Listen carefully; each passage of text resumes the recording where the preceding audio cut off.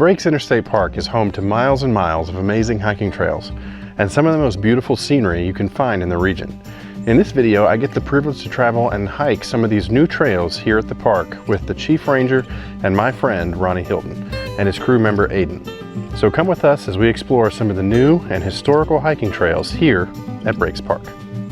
All right, so we're here today on a new section of the bottom of the Breaks Trail, which is actually located on an old, about 115, 120-year-old narrow gauge railroad. It's always been here, but hard to access, but now we've got good access to it thanks to the construction of 2 swinging bridges that was made possible by generous donations from the Thompson Charitable Foundation and the Ann and Jean Worrell Foundation. As you can see, our old section of trail that was across the creek was very rocky, very rough. I mean, it was scenic, but not this scenic. So now we've got a much more leveler path with a little tie to history, and it's, probably one of the more scenic places in the park. And you get to access them by crossing 2 awesome swinging bridges.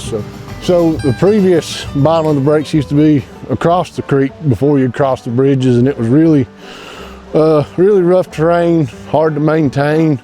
We knew that, according to history, that we actually got some photos that this, what we're on right now, is actually an old narrow gauge railroad bed that was used by the Yellow Poplar Lumber Company somewhere between 1905 and 1910.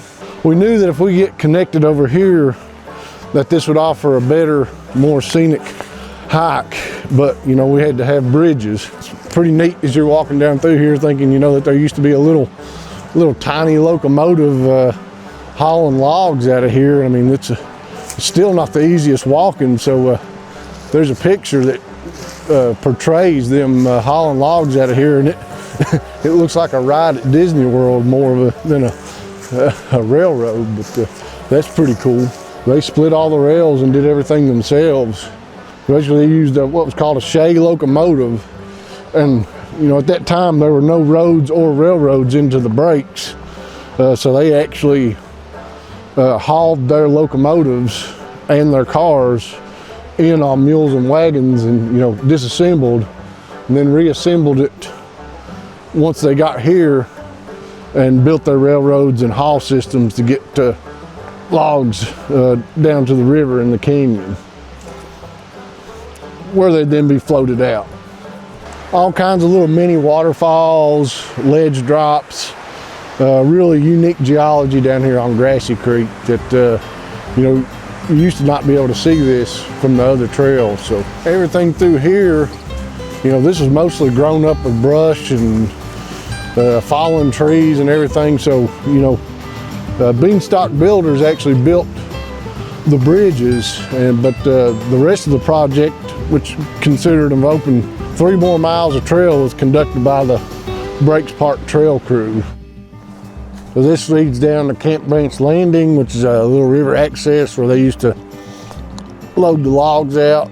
And then PV Hook, well, we named it that because we found a PV hook in the ground, which is one of those tools that they use to clamp on and roll logs. You'd have like this wooden handle, kind of like a really thick broom handle or like a long baseball bat. And you'd have this metal cone on the end of it, and attached to that would be this hook on a swivel. And then it has a spike in the end of it. What they do is take that, and then that swinging hook catches it, and they used it to roll logs. So we actually found one of those down here while we were doing trail work. That's 115, 120 years old. It's hanging at the visitor center. Is it really? Yeah.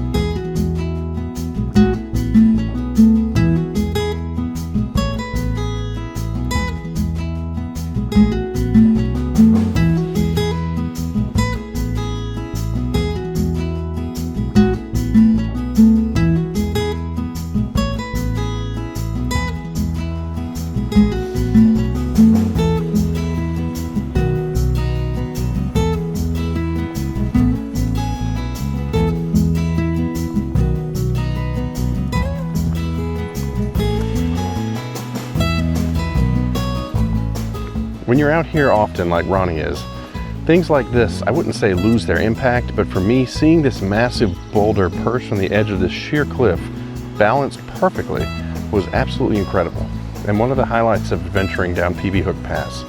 And again, it's one of those things that the camera struggles to adequately capture. Well, it's a big rock. Do my Atlas shrug. Yeah, that whole thing, all the rail float up.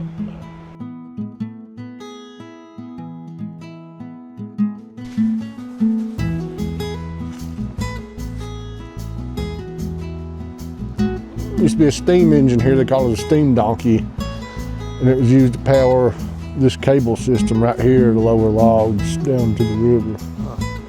So that would have been the steam engine. If you look around here, you can see the coal and stuff that they burned. But they had a cable rigged up across the river over there on the towers. That's how they lowered. And this is actually a picture right around this area of the logs, the logging operation that was taking place. It's called the Lidgerwood. Yeah, look at them flying them down there. That's crazy. This is kind of our turn around now if you're not sure about this.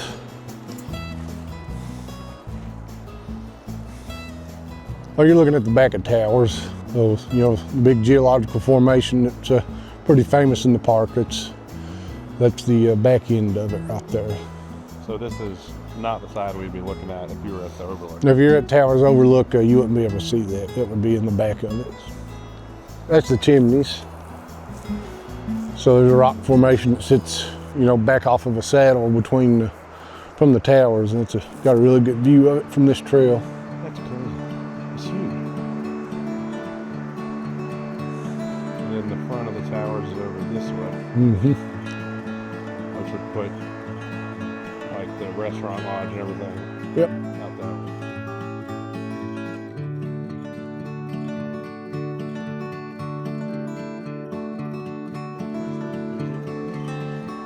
A little rocky.